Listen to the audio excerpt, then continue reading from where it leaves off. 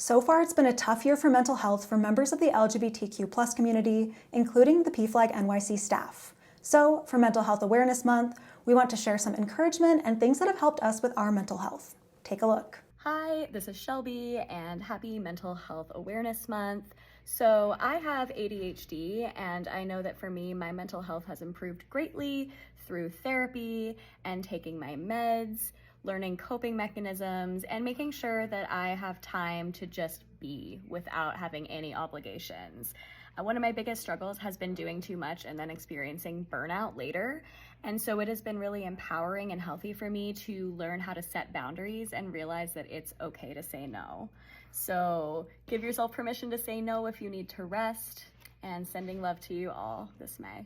I'm Shore, PFLAG NYC's digital marketing manager, and one thing that made a huge difference in my mental health was unlearning stigma about taking medication. While getting access to meds isn't always easy, I suffered for a lot longer than I needed to before even trying to get on meds because I thought I should be able to tough it out. It took me a while to work through that internalized ableism and realize that medication is a form of support, and if a support helps me, that's a good thing. Hi friends, Clark here, PFLAG NYC's Executive Director. It may surprise you, but I get anxious too. I try to remember that I can always ask for help, whether it's from my friends, my family, my partner, or my therapist. But I also have a few sayings that I like to sit with.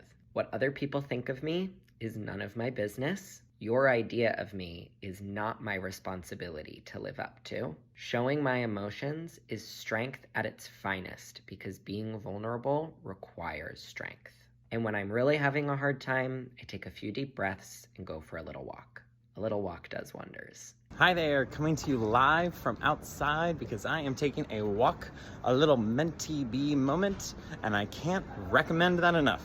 Going for a walk outside, just taking in the air around you, taking a deep breath, and just seeing if you can clear your mind a little bit. That can be so helpful. I try to do this even just for a few minutes when I can, and it really can make a difference in the long run.